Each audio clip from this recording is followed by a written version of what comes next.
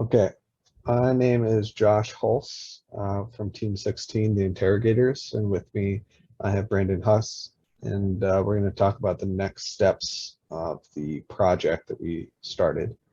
For the transmitter side, the next step that we would like to have done is to fabricate the components of the transmitter onto a monolithic chip.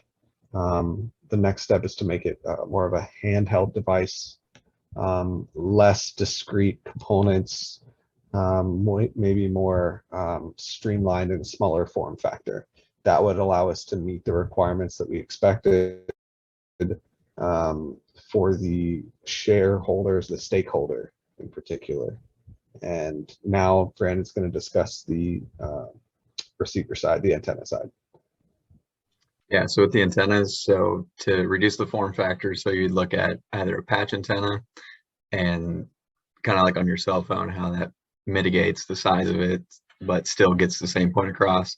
So if you're using a patch antenna, you'd have to look at where your feeds are going. So you'd have to do 2 feeds on a single patch to get the circular wave that we want from both patches.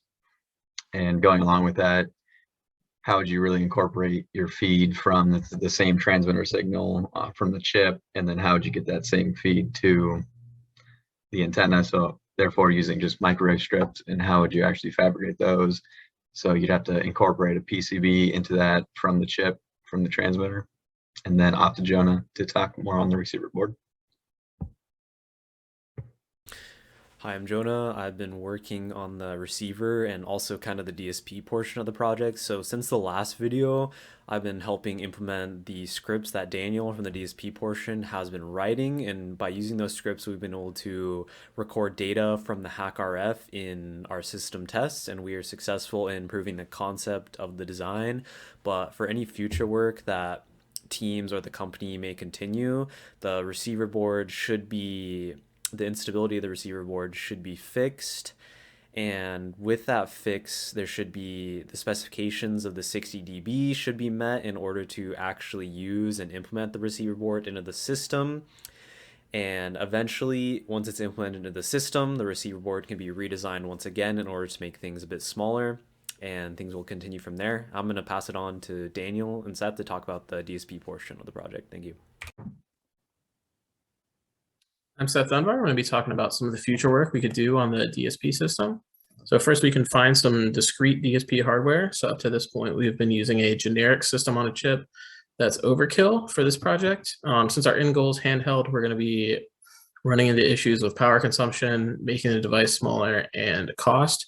So if we find a discrete ADC that has a good sampling rate, we can couple that with a microcontroller, or we can look into some dedicated DSP chips that would probably be better for this project.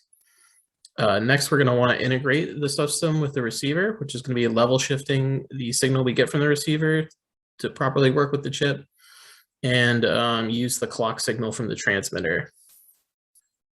And then we can, in the end, look at integrating all this stuff together and include probably the DSP hardware on the same board as the receiver and transmitter. Thank you.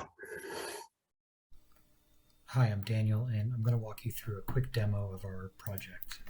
So here we can see power supplies hooked up to the transmitter board, and the transmitter board is hooked up to an SMA cable, which runs up to our pair of antennas, so transmit and receive, which goes into a HackRF.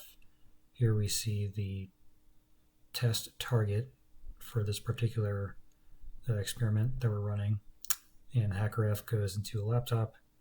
And here we can see the GNU Radio dashboard. This is a closer view of the GNU Radio dashboard that's doing all of the signal processing. We have 2 views here, both in time domain. On the left is complex INQ. On the right is that signal passed through a magnitude squared block.